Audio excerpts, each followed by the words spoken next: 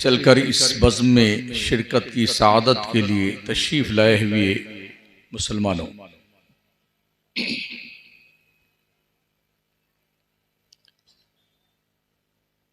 पहली बार अल्लाह करीम ने आपके इस गांव में आने का मौका अता फरमाया। मैं कोशिश करूंगा कि अपनी मालूमात की रोशनी में कुछ मुफीद और कारआमद बातें आपकी खिदमत में नजर करूं।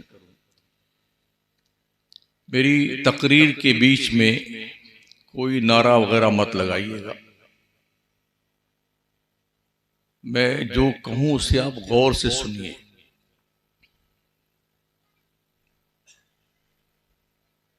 तकरीरें जमाने के लिए नहीं होती हैं, तकरीरें समझाने के लिए होती हैं। तकरीरें जमाने में हम इतना ज्यादा दूर चले गए हैं कि हमें इस बात का एहसास ही नहीं रहा कि हमारी तकरीर से हमारी कौम को मिलता क्या है।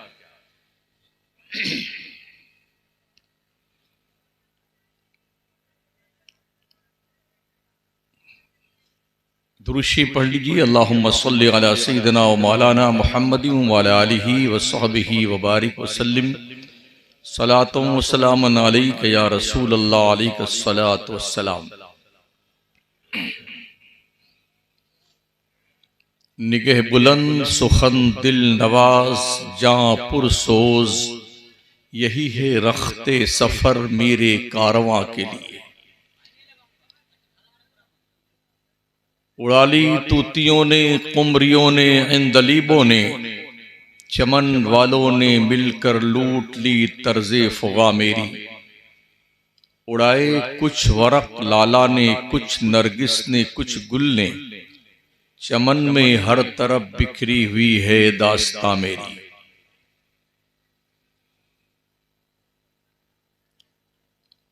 उर्स का मौका है। कुछ बातें इस तनाजुर में भी अर्ज करनी हैं और कुछ बातें जो मैंने दूसरी आय मुबारका तिलावत की है उसके ज़िम्न में भी मुझे अर्ज करनी है।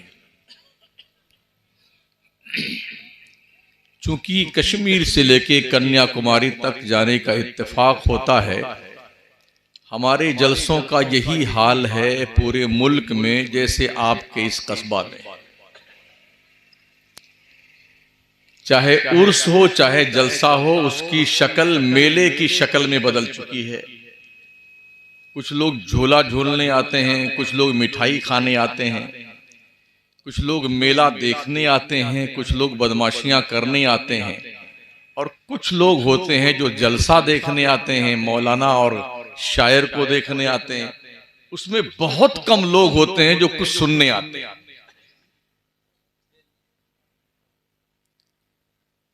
अजीज मुकर्रम हजरत मौलाना जफर साहब नातें पेश फरमा रहे थे, अल्लाह कबूल फरमाए।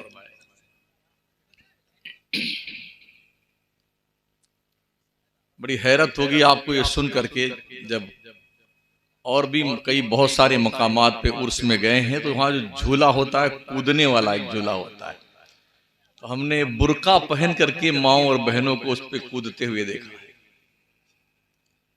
तो लोग कहते हैं मौलाना आप ऐसे कैसे बोल देते? जो देखता हूं वही बोलता हूं यार। नहीं, नकाब पहन के औरतें उस पर उछल उछल करके झूला झूलती। तो जिस कौम का ये हाल हो गया हो, उसे मतलब यूं के पूरा जिस्म जो है जख्मों से चूर चूर है, मरहम पट्टी कहां रखी जाए। तो मेरी तकरीर के दो पार्ट्स हैं, एक वलियों के हवाले से है और एक इस्लाह के हवाले से है।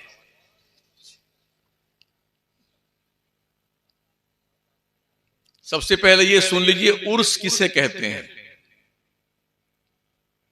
किसी भी वली का इंतकाल जिस तारीख में जितने बजे हुआ है, उस तारीख में उतने बजे उसके लिए इसाले सवाब कर देने का नाम उर्स है। इसमें कुछ खर्चा लगता है? जिस तारीख में जितने बजे अल्लाह वाले का इंतकाल हुआ है, उस तारीख में उतने बजे उसके लिए सवाब पहुंचा दो, बस उर्स हो गया। इसके अलावा जो कुछ भी हो रहा है इसका उर्स से कोई लेना देना नहीं, माफ कीजिएगा, कतई तौर पर। अब धंधा है, बिजनेस है, कारोबार है। बहुत सारे उर्स करवाने वाले भी नाराज हो जाते हैं मुझसे। मुझसे झूठ नहीं कहा जाता, ये अलमिया है हमारे लिए। हाँ, झूठ नहीं कहा जाता, जो बात है वो है। खामखा जो है ऊपर से ऐसा लिबादा ओढ़ने, पाकीज़ा सिफत बनने का कि बिल्कुल अभी जन्नत से उतर के आए हैं, ये हमसे नहीं हो पाता है।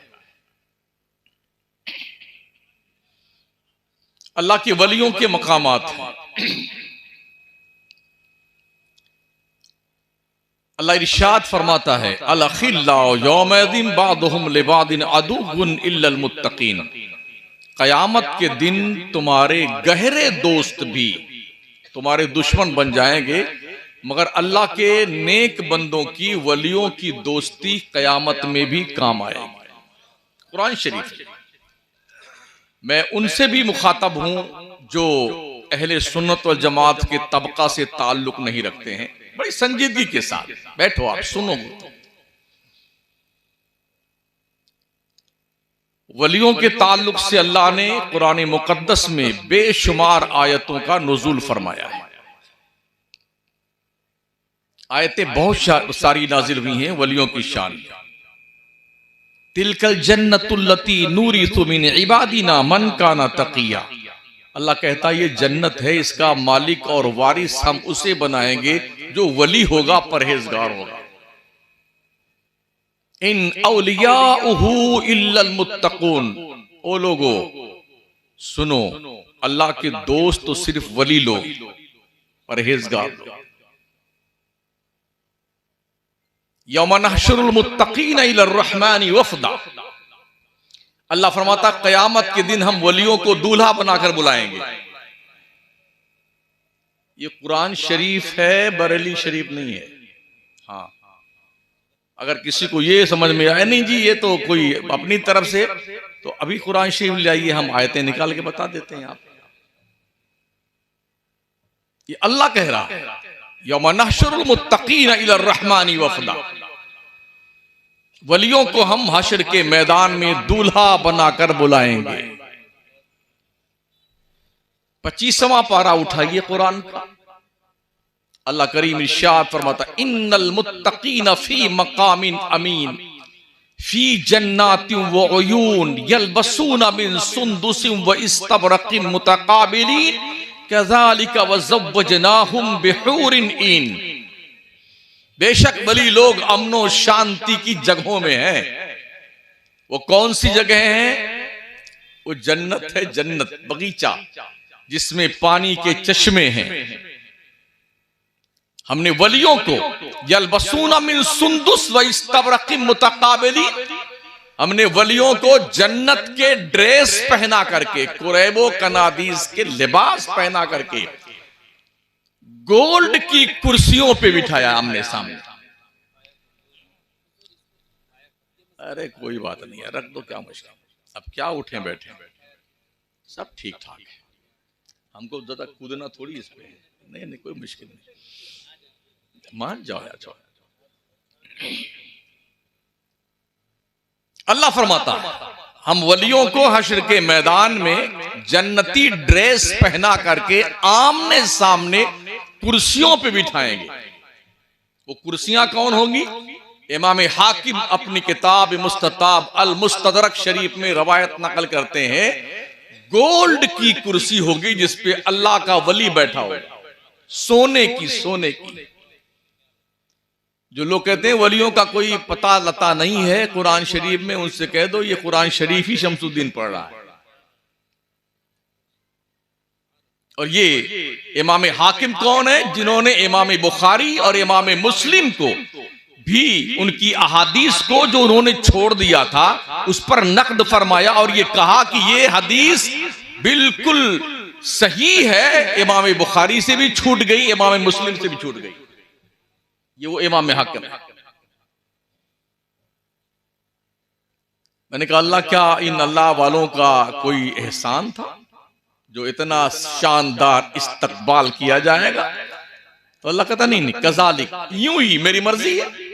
वज़व्वजनाहुम बिहूरिन ईनुन, हमने अपने वलियों की शादियां जन्नत की बड़ी बड़ी आंखों वाली हूरों से कर दी हैं।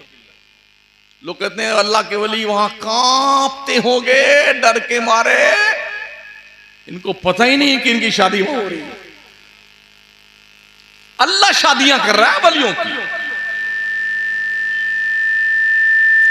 खूबसूरती, अगर कोई शख्स बहुत खूबसूरत हो, आंखें छोटी छोटी हो तो उसका हुस्न जो है फलाप हो जाता है। आपने देखा होगा नेपाल के लोगों को, चाइना के लोगों को, तिब्बत के लोगों को, भूटान के लोगों को, मलेशिया इंडोनेशिया के लोगों को, इतने खूबसूरत जैसे ट्यूबलाइट जल रही ना ऐसे, मगर आंखें ऐसा लगा कि ब्लेड से चीरी हुई। सारे हुस्न पे पानी, उनकी आंखों का छोटा होना और पानी फेर देता है।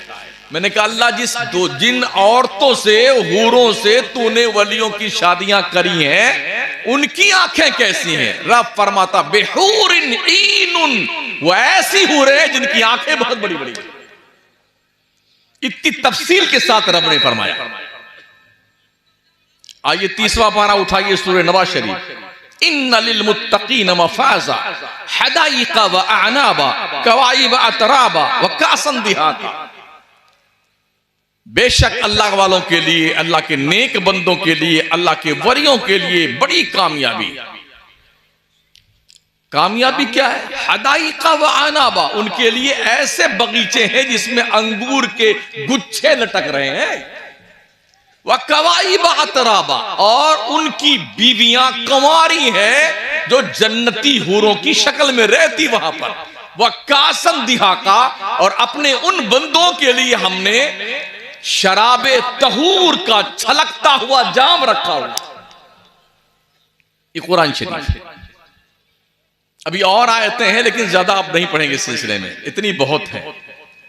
हदीस शरीफ की रोशनी में चलते हैं। फरमाया गया है हर वली अपने नबी के कदम पर होता है। जितना पावरफुल नबी होता है उतना ही पावरफुल उस नबी की उम्मत का वली हुआ करता है।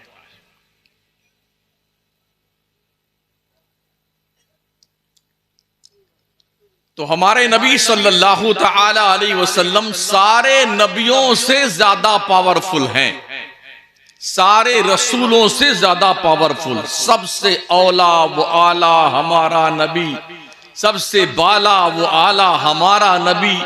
सारे ऊंचों में ऊंचा समझिए जिसे, है उस ऊंचे से ऊंचा हमारा नबी।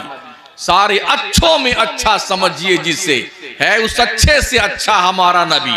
तो जब सारे नबियों से अच्छा हमारा नबी है, सारे नबियों से ऊंचा हमारा नबी है, तो हमारे नबी की उम्मत के वलियों का रुतबा भी सारे नबियों की उम्मत के वलियों से ज्यादा ऊंचा। जब ये बात आपके पल्ले पड़ गई तो अब आइए हम ये देखते हैं वली बनता कैसे है।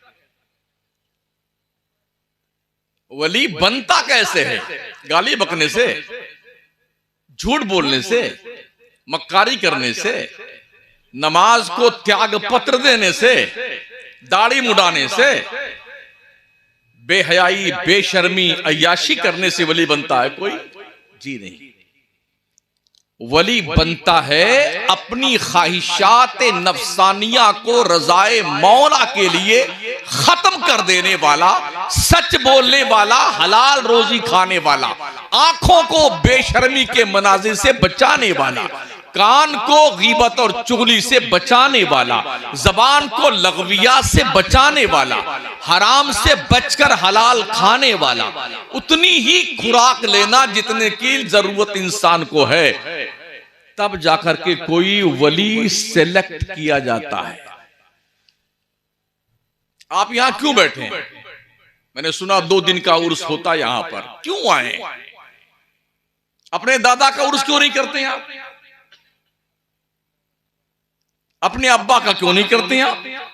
अपने खानदान का क्यों नहीं करते हैं आप उर्स? यही क्यों आए? कुछ बात तो है।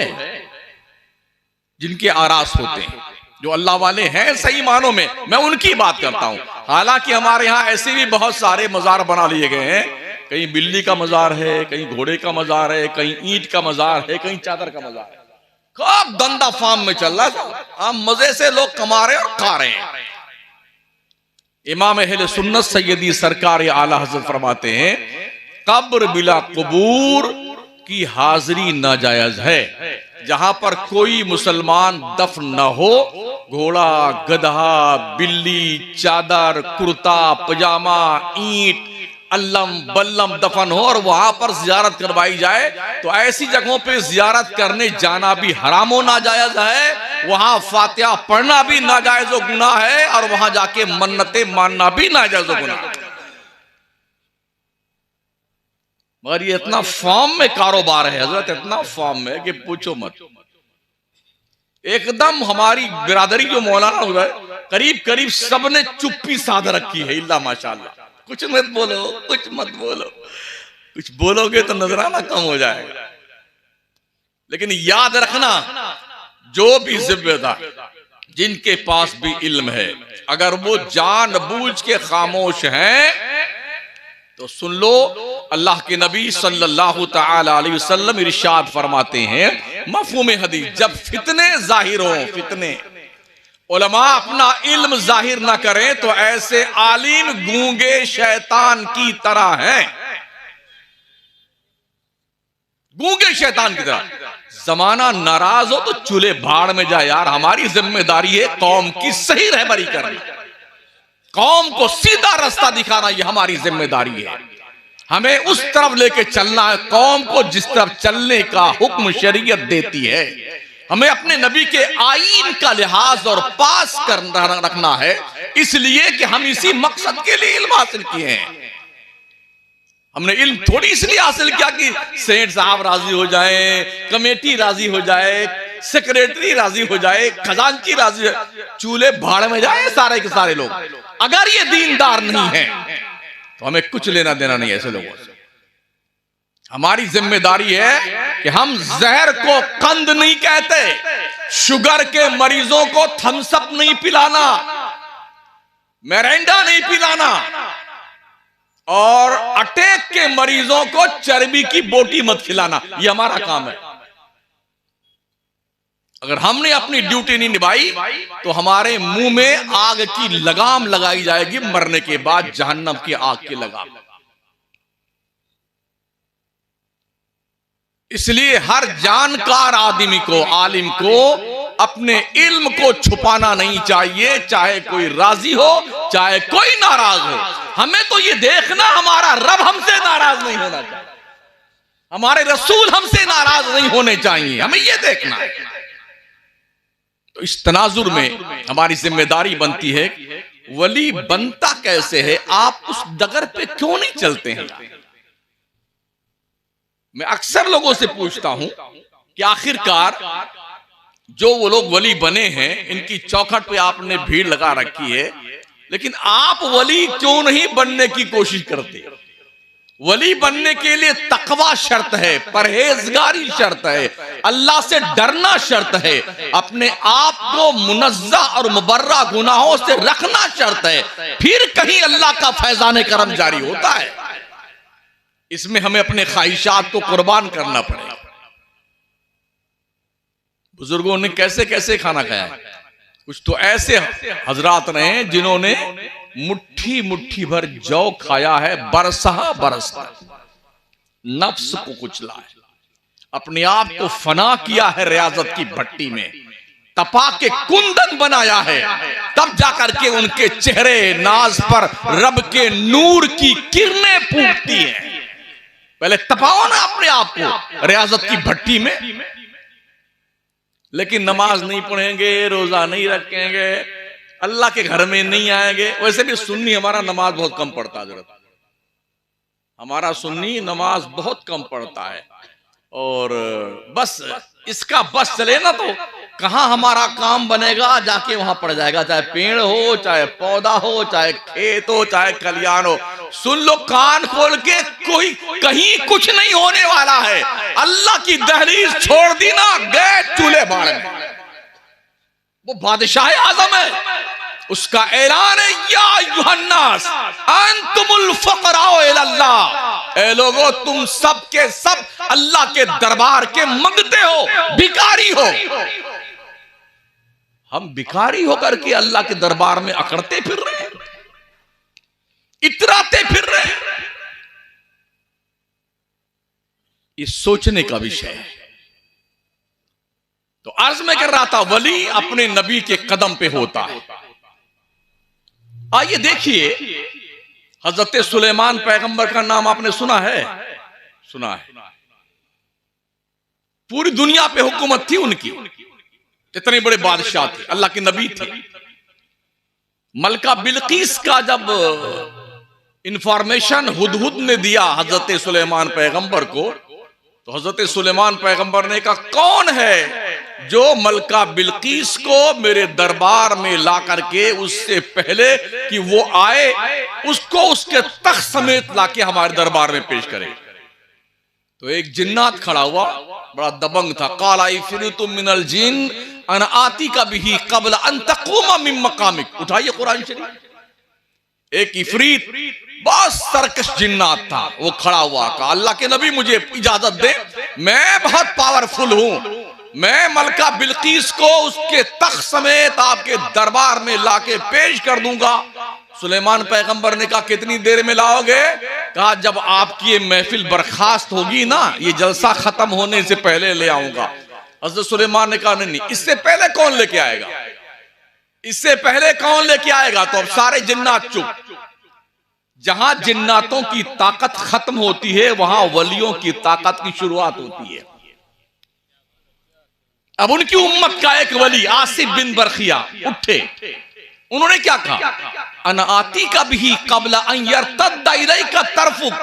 अल्लाह के नबी मुझे इजाजत देना, मैं आपकी पलक झपकने से पहले मलका बिल्कीस को ले आऊंगा। पलक झपकने से पहले जरा आंखें अपनी पलकों जरा झपका के देखिए। अभी पलक झपकी नहीं थी कि कई हजार मील के फासले पे रहने वाली मलका बिल्कीस को तख्त समेत अल्लाह के वली ने, सुलेमान पैगंबर की उम्मत के वली ने हजरत सुलेमान के कदमों में लाकर रख दिया। पता ये चला कि नबी की उम्मत में जो औलिया होते हैं उनका पावर होता है, उनका अख्तियार होता है। और आइए, हजरत मरियम तो नबी नहीं है ना, हजरत ईसा पैगंबर की माँ है, वलिया है, वलिया। इनकी अम्मी जान ने मन्नत मानी कि अल्लाह मेरे पेट में जो कुछ भी है ये पैदा होगा तो तेरे घर बैतुल मक़दिस के लिए खिदमत के लिए वक्फ कर दूंगी।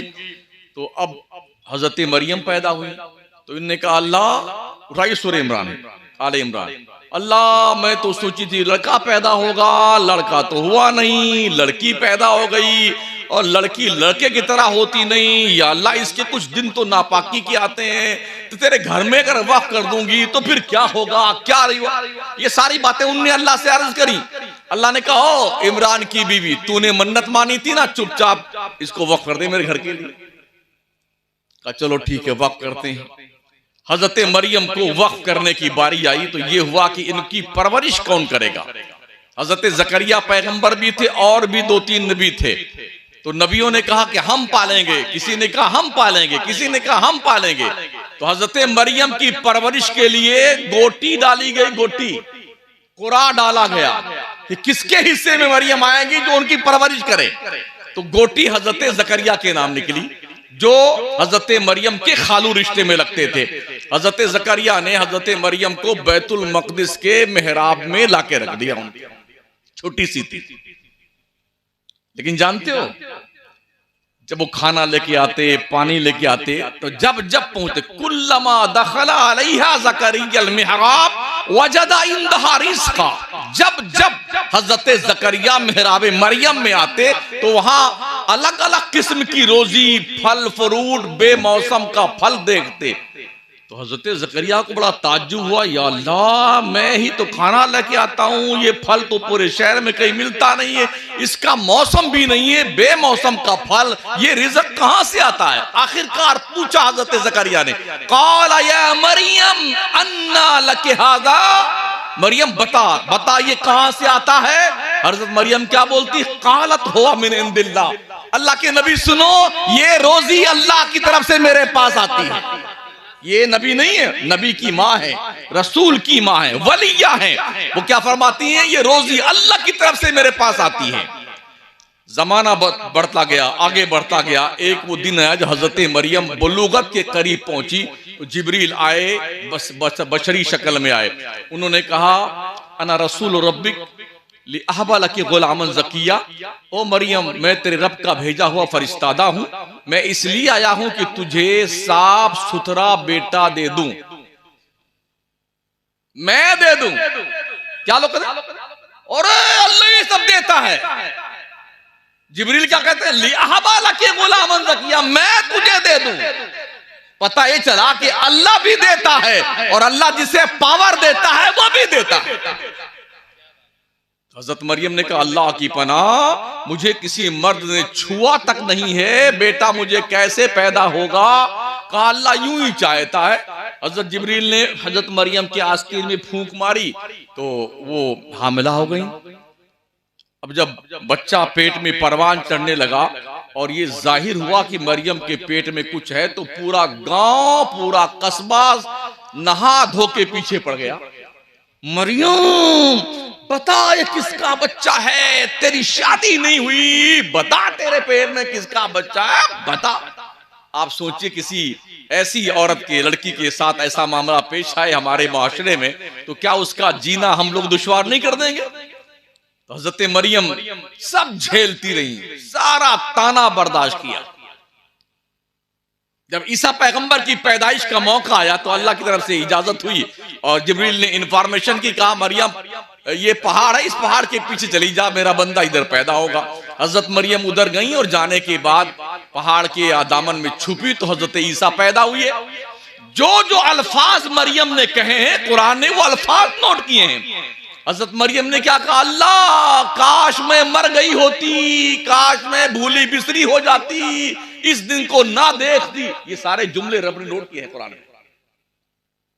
ईसा पैदा हुई, कुछ ही देर गुजरी थी, औरतों को बच्चे की पैदाइश के बाद खाने की जरूरत पेश आती है। तो जिब्रील आए, कहा मरियम भूख लग रही है? कहा हाँ हाँ।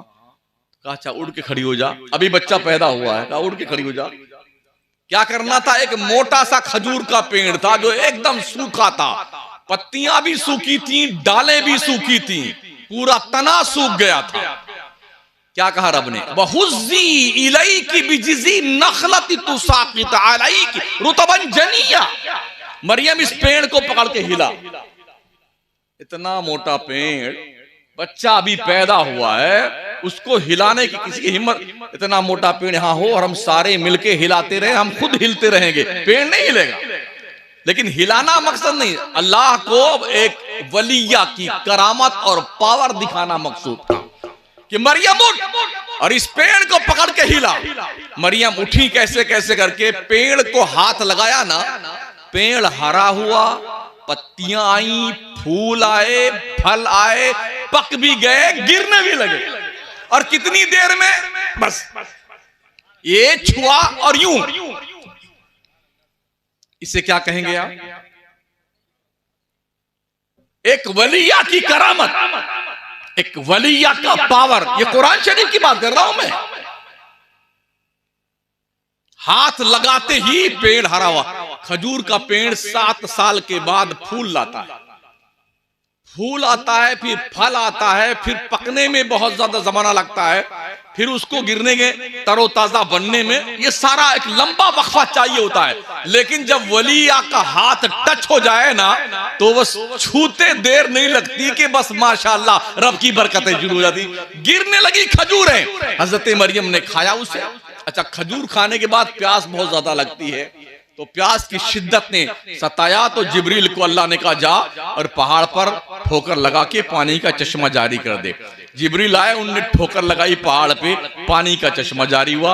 अल्लाह ने फरमाया जिब्रील कह दे मरियम से फकुली वशरबी व कर्री आईना, खाओ पियो और अपनी आंखों को ठंडक दो मरियम।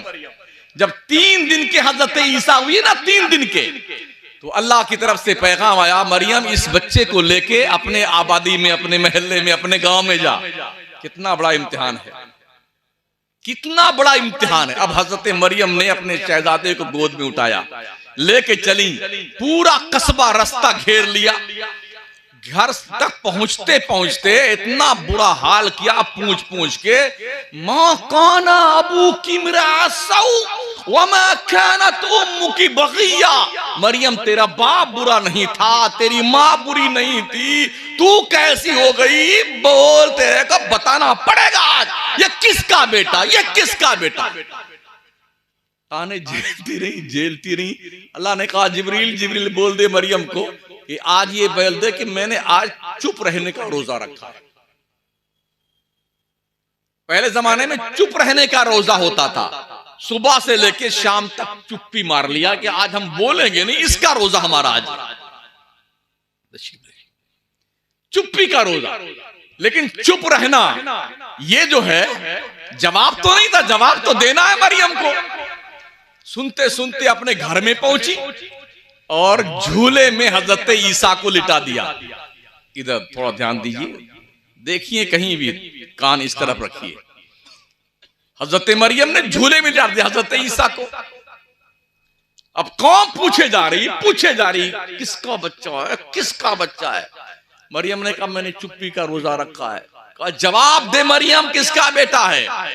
तो हजरत मरियम को हुक्म हुआ बोल दे इसी बच्चे से पूछ ले। तो हजरत मरियम फअशारत इलैह, हजरत मरियम ने उसी झूले में लेटे हुए 3 दिन के बेटे ईसा की तरफ इशारा किया, ओ कौम के लोगों, इसी से पूछ लो ये किसका बेटा है। तो क्या कहा कौम ने? कालू कैफा नुकल्लिमु मन काना फिल महदि सबिया। मरियम तेरा दिमाग तो नहीं खराब हो गया? मैं उस बच्चे से कैसे बात करूं जो अभी गोद झूले में खेल रहा है, पालने में खेल रहा है? ये सारी बातें हजरत ईसा सुन रहे थे, 3 दिन के हैं। मुफस्सिरीन फरमाते हैं हजरत ईसा ने अपने हाथ की हथेली अपने गाल के नीचे रखी और बड़ी शान तमतराक से हजरत ईसा ने बोलना शुरू किया। 3 दिन की उम्र है। और इन्नी अब्दुल्ला आतानी अल किताब वजालनी नबिया। ओ मेरी कौम के लोगों, कान खोल के सुन लो, तुम मेरी माँ से पूछते हो कि मैं किसका बेटा हूं? सुनो, मैं अब्दुल्ला अल्लाह का बंदा हूं, अल्लाह ने मुझे किताब दी है, नबी बनाया। 3 दिन के। अच्छा, आज अगर कोई 3 दिन का बच्चा बोलने लग जाए तो फिर तो भगवान बन जाएगा वो? नहीं बनेगा। अरे क्या अवतार आया! 3 दिन के अंदर बोली। और फिर उसके बाद ईसा पैगंबर जो उम्र बोलने की वो तब बोले, लेकिन 3 दिन में हजरत ईसा ने अपने बचपन में अपने मां पर लगाए जाने वाले इल्जाम की पाकीज़गी की गवाही दी। इससे क्या पता चलता है? अल्लाह ने नबियों को पावर दिया है, अल्लाह ने वलियों को पावर दिया है, अख्तियारात दिए हैं। यही ईसा पैगंबर क्या फरमाते हैं? इन्नी अखलुक लकुम मिनत तीन कहायातित तैर। लोग अल्लाह के सिवा कोई कुछ नहीं कर सकता, जो करता सब अल्लाह ही करता। हाँ जी, करता वही है। और ईसा पैगंबर से पूछो, ये भी कुरान शरीफ। हजरत ईसा क्या कहते हैं? इन्नी अखलुक लकुम मिनत तीन कहायातित तैर। बेशक मैं गीली मिट्टी से परिंदों की मूरत बनाता हूं। अखलुको, मैं बनाता हूं। यखलुको वो नहीं, मैं बनाता हूं। सेग़े मुतकल्लिम में अखलुको, मैं मिट्टी से परिंदों की मूरत बनाता हूं। फ़अनफ़ुख़ु फ़ी, फिर मैं उसमें दम करता हूं। यनफ़ुख़ु, अल्लाह दम नहीं करता, अनफ़ुख़ु, मैं दम करता हूं। फ़यकूनु तैरन बिइज़्निल्लाह, जब मैं मिट्टी के चिड़िया में फूंक मारता हूं तो मिट्टी की चिड़िया हवा में उड़ने लगती जिंदा होकर के। अच्छा, ऐसा कोई बाबा आ जाए आपके इस शकरी में तो उसकी तो निकल पड़ेगी, नहीं निकल पड़ेगी? मिट्टी का परिंदा बनाकर फूंक मार के उड़ा दे उसे जिंदा करके। और इसी पे बस नहीं, क्या फरमाते, वह उबरेउल अकमा वला बरस, मैं मादरजाद अंधों को भी अच्छा करता हूं। युबरेओ वो नहीं, उबरेओ मैं अच्छा करता हूं, कोड़ियों को अच्छा करता हूं। और इसी पे बस नहीं, वो उहिल मौता बिइज़्निल्लाह, मेरे रब ने मुझे पावर दिया है, कोई मर जाए ना मैं ठोकर मार दूं तो अल्लाह उसे जिंदा फरमा देता है। हजरत ईसा नबी हैं, अल्लाह के बंदे हैं, रसूल हैं, अल्लाह तो नहीं है ना, लेकिन ये पावर है उनके पास के नहीं है। और इसी पे बस नहीं, फरमाते वो उनब्बिउकुम बिमा ताकुलून व मा तदखिरून फी बुयूतिकुम, मैं तुम्हें बताता हूं कि तुम क्या खा के आए हो अपने पेट में और तुम्हारी अम्मी ने पतीली में क्या बना कर रखा हुआ है। हम क्या खा के आए हैं अभी, जिन्होंने खिलाया है वो जानते हैं, लेकिन आप क्या खा के आए हैं ना मुझे पता, ना मेरे अब्बा को पता है। लेकिन अगर मैं एक एक का नाम लेके बोलूं कि आप आज दाल रोटी खाए हैं, आपने चटनी खाई है, आप मुर्गा खा के आए हैं, आप बकरा खा के आए, तो आपको यार इस मौलाना को कैसे मालूम पड़ गया, बड़ा पहुंचेला मौलाना है, हाँ अंदर तक की खबर रखता है। फिर तो हमारी निकल पड़ेगी जय जय जय, जिंदाबाद शमसुद्दीन, जिंदाबाद जिंदाबाद जिंदाबाद। मजा आ गया यार, ऐसा पहुंचेला मौलाना पहली बार आया, यही कहेंगे ना। हजरत ईसा कहे मैं खबर देता हूं। इसके बावजूद भी हजरत ईसा ने पूछा अपनी उम्मत से, ओ मेरी उम्मत के लोगों तुम मुझे कैसा जानते हो। उम्मत ने कहा आप ईसा रूहुल्लाह, बिन बाप के बेटे, कमारी मरियम के शहजादे। कहा सुनो सुनो, मेरे बाद जो आ रहा है ना, याती मिन बाद इस्मुहु अहमद, मेरे बाद जो आ रहा है उसका नाम अहमद है। ईसा इतनी खुसूसियात के बावजूद भी इस लायक नहीं है उस मोहम्मद अरबी के जूती का तस्मा भी खोले। अब हजरत ईसा के उम्मत के वली का एक वाकया सुनिए। अस्हाबे कहफ का नाम सुना है आपने? पूरी सूरह कहफ कुरान के 15वां पारे में 16वां पारे मौजूद। ये कौन लोग थे? 8 आदमी थे, 9वां उनका कुत्ता था, या 7 आदमी थे, 8वां उनका कुत्ता था। हकीकी इल्म अल्लाह को, उसके रसूल को, या कंफ्यूजन रावी को हुआ है। ये थे हजरत ईसा का कलमा पढ़ने वाले। हजरत ईसा जब आसमान पे उठा लिए गए ना, तो उनके बाद एक बदमाश बादशाह आया जिसे दकियानूस कहा जाता है। उसने ऐलान कर दिया कि पूरी ममलकत में कोई भी ईसा का मानने वाला, ईसा का कलमा पढ़ने वाला मिले उसे कत्ल कर दो। अब चुन चुन करके ईसा के मानने वाले मारे जाने लगे।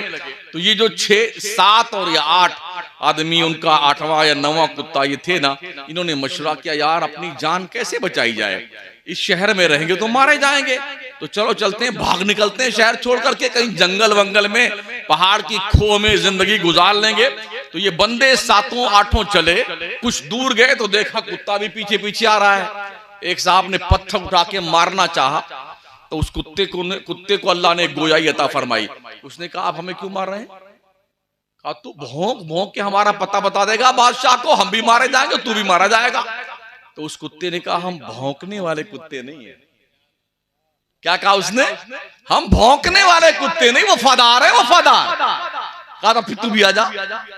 लेके गए, खो में घुसे पहाड़ के, और उस पार निकले एक खुले आसमान के नीचे बड़ा लंबा चौड़ा एरिया था, खुला मैदान, वहीं लेटे और सो गए। 309 साल तक सोते रहे। कितने दिन तक?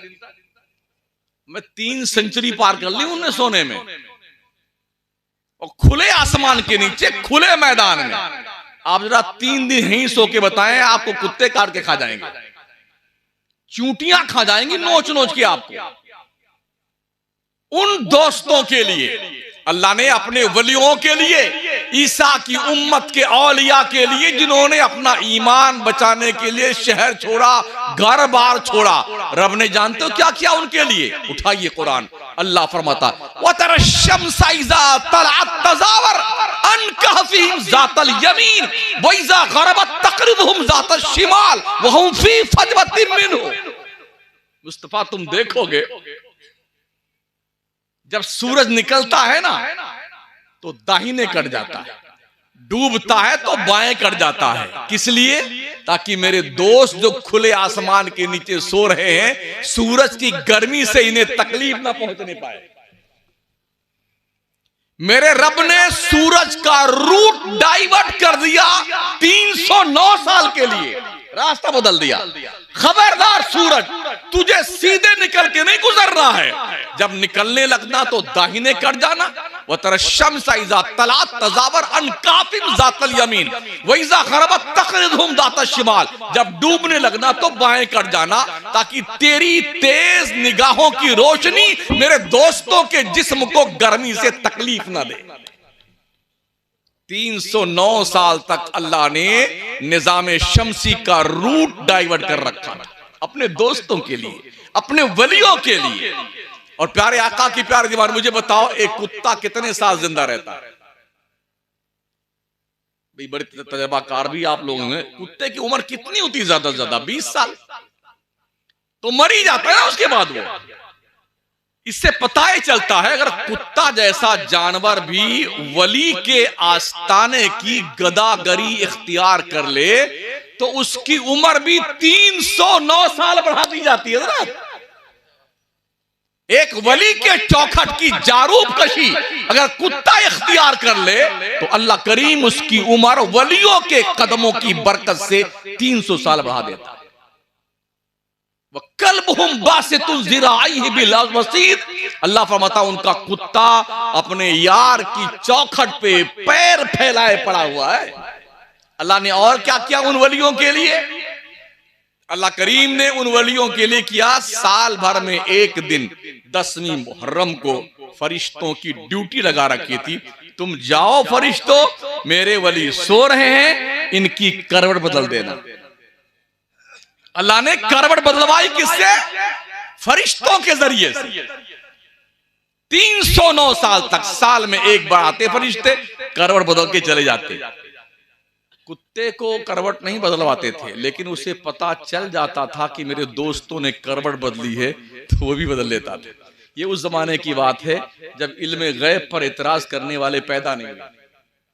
जी, अगर वलियों की चौखट से कुत्ता जैसा जानवर भी वफादारी कर जाए ना तो उससे भी इतना इल्म हो जाता है, यार नबियों का पावर तो बड़ा ऊंचा है, वलियों का पावर तो बड़ा ऊंचा है।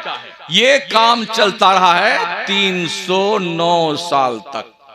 दुनिया के अंदर का कोई भी कुत्ता जन्नत में नहीं जाएगा, एक ही कुत्ता जाएगा जन्नत में हजरत, एक कुत्ता, और वो भी अल्लामा, मौलाना, मुफ्ती, हजरत, हुजूर, अमीर जमात बन के जाएगा।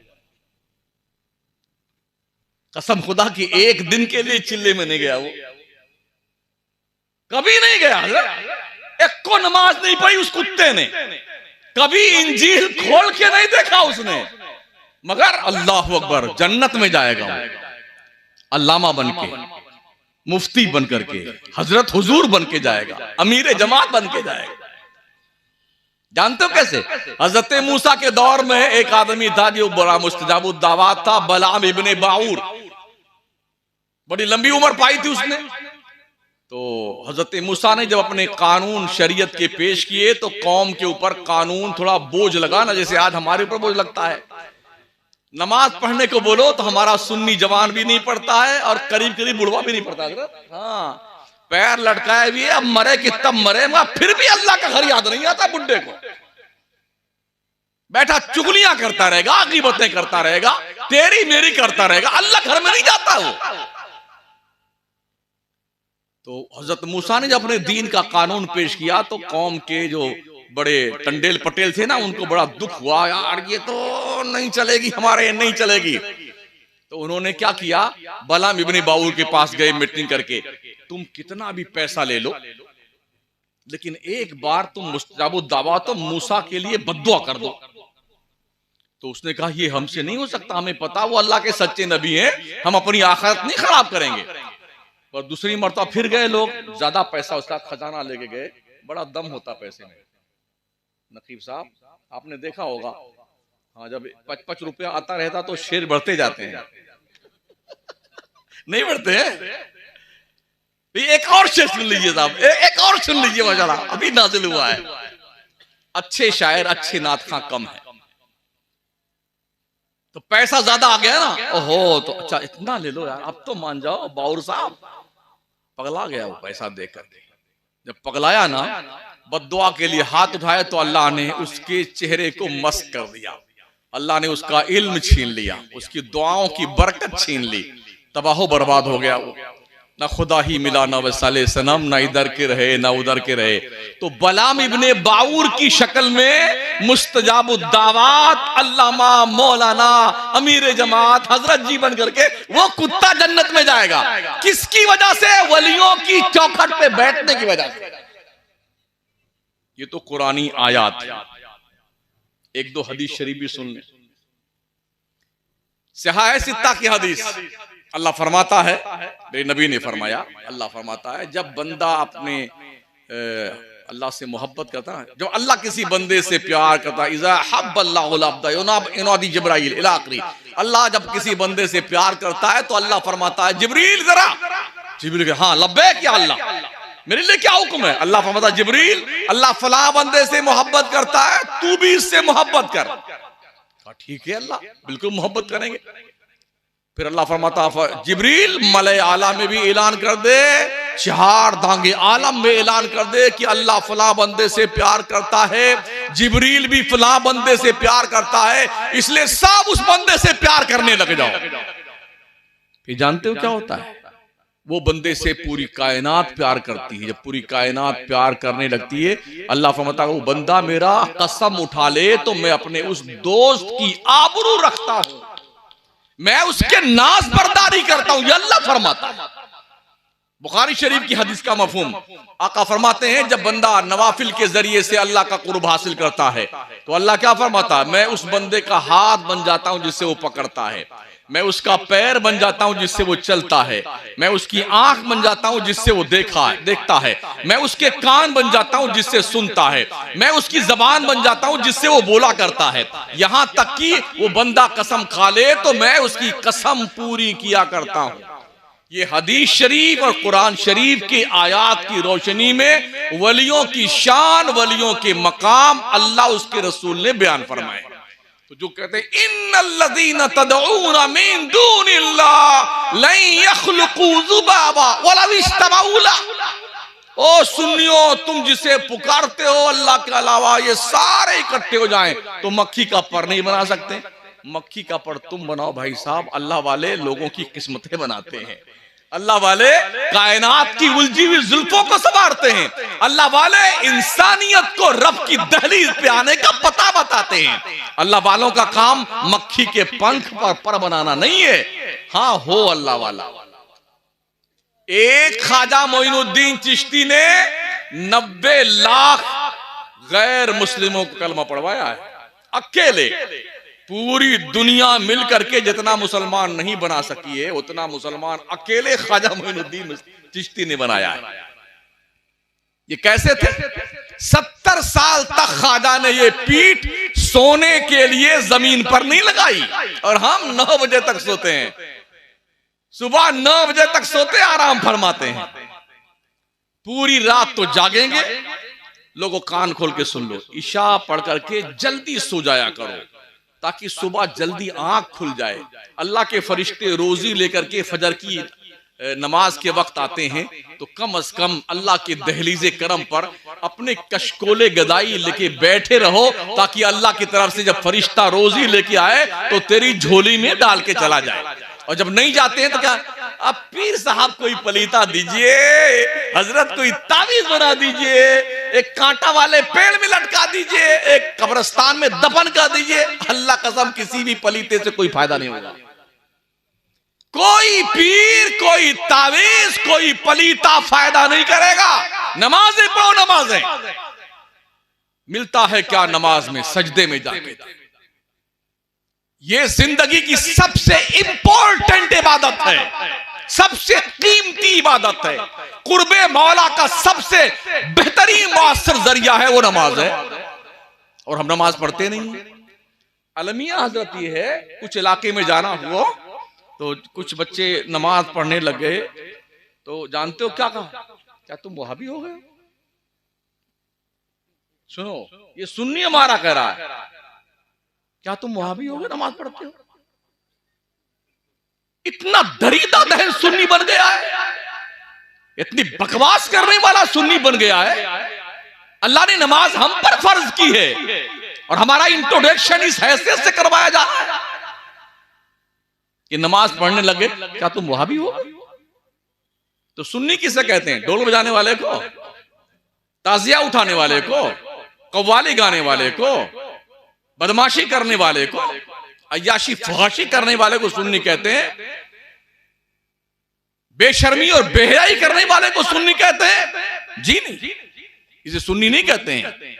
वो आवारा तो हो सकता है, दीन का बागी तो हो सकता है, उसूल इलाहिया उसूल मोहम्मदी के खिलाफ संघर्ष करने वाला तो हो सकता है, सुन्नी नहीं हो सकता है जो नमाज नहीं पढ़ता है।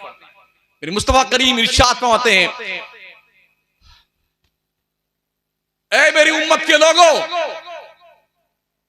नमाज मेरी आंखों की ठंडक। मेरे आका फरमाते हैं, नमाज एक मोमिन और काफिर के दरमियान अलामत है, पहचान है। यही तो फर्क है मोमिन और काफिर में, नमाज। मेरे नबी फरमाते हैं, मन तरक सलात मुतअम्मिदन फकत कफर। जिसने एक वक्त की भी नमाज जानबूझ के छोड़ दी, उसने काफिरों जैसा काम किया। साहब जुम्मा भी गायब है, पंज वक्ता भी गायब, साहब कहानी खत्म है नमाज की। हमारे पास नमाज है ही नहीं, और जन्नत इतनी सस्ती है, जो पीर आए, जो मौलाना आए, जो शायर आए, ओ एक बार सुभान अल्लाह बोलो, 10 पेड़ लगे कि तुम्हारे जन्नत में तुम्हारे नाम के।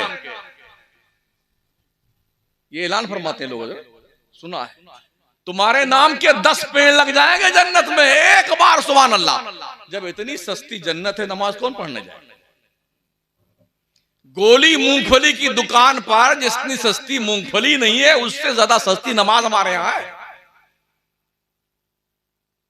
अच्छा मुझे बताइए, आपके इस गांव का नाम क्या है?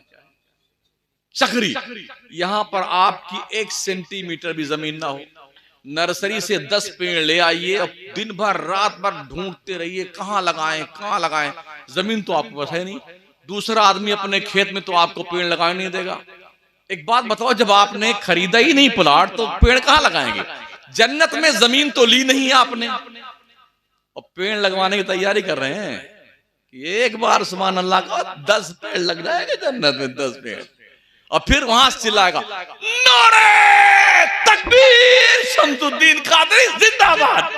फुकटिए में जन्नत दिए रहे हम, तो जिंदाबाद सुनाए लगेंगे ना, हजरत हक बनता है। ऐ काश हमारी कौम के लोगों, तुम अपनी आंखें खोलो,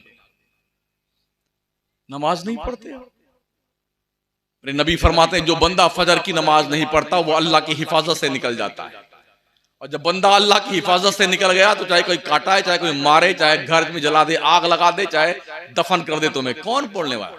अल्लाह की हिफाजत में है, आए नहीं आप? फजर पढ़ लो, कितना इंपॉर्टेंट सौदा है। जोहर तक काम करो दुनिया का, फरिश्ते लिखते हैं कि ये बंदा नमाज पढ़ता रहा। जोहर पढ़ लिया आपने, असर तक काम करते रहे, फरिश्ते लिखते हैं जोहर से असर तक ये नमाज पढ़ता रहा है। असर पढ़ लिया आपने और मगरिब तक अपना दुनिया का काम करते रहे, फरिश्ते क्या लिखते हैं? ये असर और मगरिब के बीच नमाज पढ़ता रहा है। उसके बाद मगरिब पढ़ लिया आपने, फिर ईशा पढ़ी, फरिश्ते लिखते हैं कि ये नमाज पढ़ रहा था। ईशा पढ़ लिया, फजर पढ़ लिया आपने, रात भर सोते रहे, फरिश्ते लिखते हैं कि बंदा नमाज पढ़ रहा था। इससे ज्यादा आपको सवाब कितना चाहिए यार? बगैर काम किए इतना मुनाफा अल्लाह अता फरमाता, इतना मुनाफा अल्लाह अता फरमाता, फिर भी हम हैं कि नमाज पढ़ने को तैयार नहीं है। और नमाज कैसी पढ़ी जाए? आका फरमाते, अंत अब्दुल्लाह कअन्नका तरा फइन लम तकुन तरा फइन्नहु यराक। ओ बंदो, तुम नमाज खुदा की ऐसी पढ़ो गोया तुम खुदा को देख रहे हो। अगर तुम्हारा यकीन तुम्हारा कॉन्फिडेंस नहीं जमता इतना कि तुम खुदा को देख सको, तो कम से कम इतना ख्याल रखो तुम्हारा रब तुम्हें देख रहा है। हम भी एक मस्जिद के इमाम हैं, कभी कभी मुक्तदी बनने का शरफ हासिल होता है। जब पीछे कभी नमाज पढ़ते हैं ना, तो कितनों को देखते हैं जो 70 साल से नमाज पढ़ रहे, नियत बांधने के बाद ही झांकते रहते हैं कि इसने कैसे रुकू करना, कैसे सजदा करना। यूं देखते रहे बेटे, दाएं बाएं देखेंगे, कुछ सामने दीवार देखेंगे, और कुछ इमाम साहब का कुर्ता पजामा देखते रहते हैं।